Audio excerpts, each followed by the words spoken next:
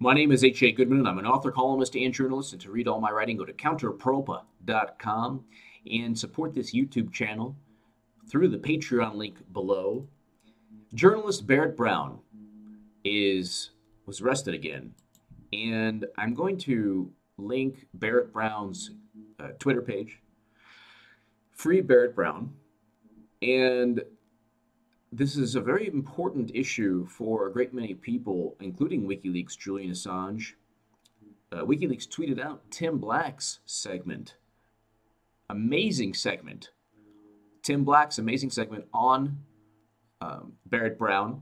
I'm going to put Tim Black's segment below as well in the description. Please share that.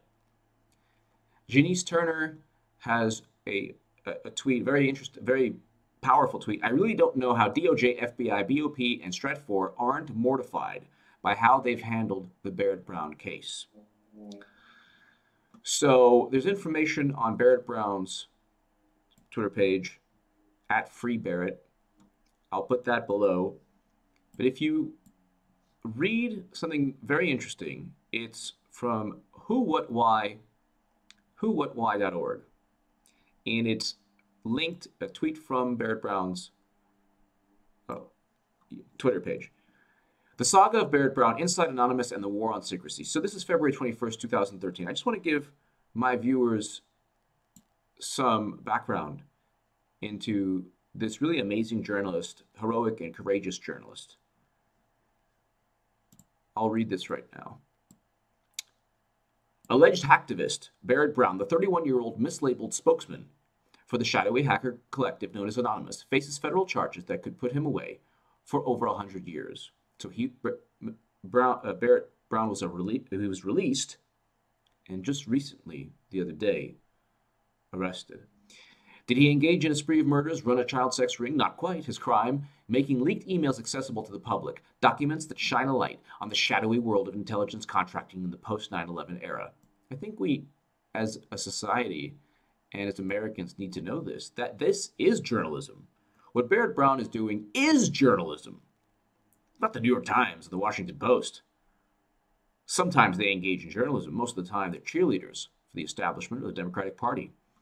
A critically acclaimed author and provocative journalist, Brown cannot be too easily dismissed as some unruly malcontent, typing away in the back of a gritty espresso lounge. He is eccentric, and he was clearly high on something, if only his own hubris, when he made a threatening video that put him in the Fed's crosshairs. But that's not the real reason for the government's overreaction. Evidence indicates it has a lot more to do with sending the message to the community he comes from, which the government sees correctly as a threat. The Barrett Brown case is simply the latest in a string of prosecutions in which the government pursues anyone involved in making information liberated from governmental or corporate entities easily accessible to the public. Those targeted are not necessarily accused of illegal entry itself, the hack, or violating contracts, as in the case of a leak.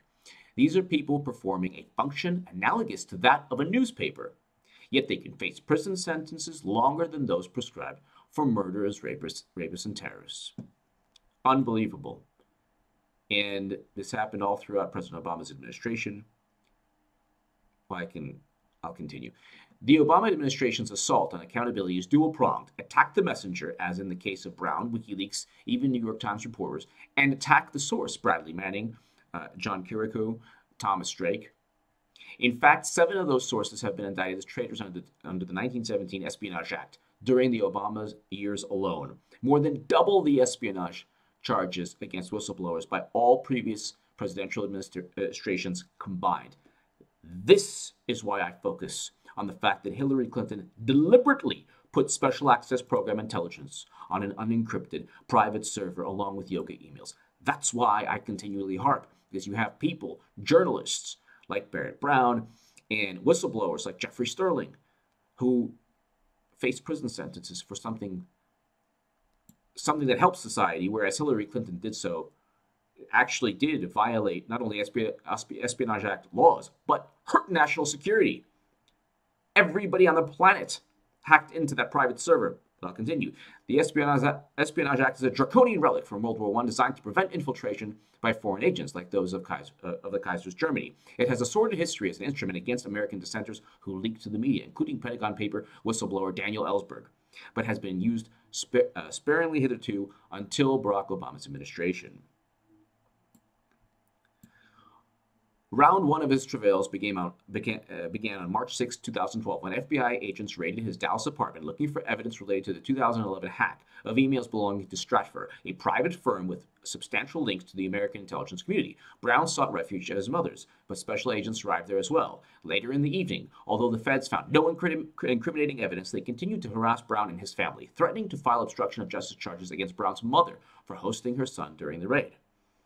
This prompted Brown to record an anonymous YouTube video threatening the special agent in charge of the investigation.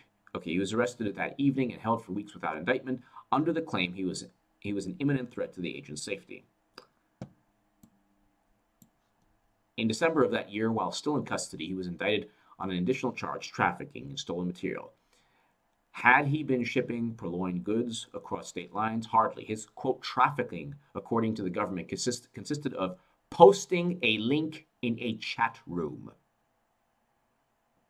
On January 23rd of this year came the coup de grace. Brown was hit with a third round of federal charges, this time for alleged concealing evidence during the initial March 2012 raid in his apartment. Officially unrelated to these charges is the real nut of the government's dispute with Brown, his personal initiative known as Project PM. Goes on to discuss Barrett Brown, and the name Stratfor will be familiar to our readers. It has been in the news in the past. Who, What, Why recently produced an exclusive investigation with new revelations on General David Petraeus' career-ending affair based on documents obtained by the whistleblowing group WikiLeaks from the same Stratfor email reserve to which Brown linked. Brown was never indicted for the infiltration, per se. Instead, he was charged with, quote, trafficking in stolen material and access device fraud, as mentioned, for posting in a chat room. This is America. This is,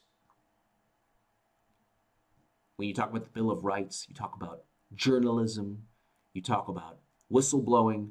Why is there a need for whistleblowing at all? Because there's so much corruption. Because there's so many things done in the name of national security. And because there is an assault on the Constitution and the Bill of Rights. Barrett Brown he's really a hero in terms of his journalistic integrity, what he means to whistleblowers, what he means to this country. I will put all these links below. Definitely check out Who, What, Why. I'll put Barrett Brown's Twitter page. I hope he's okay, and I hope he is free very soon. I'll also put Tim Black's amazing segment on Barrett Brown that was retweeted by WikiLeaks. Give me your thoughts below. Thank you so much.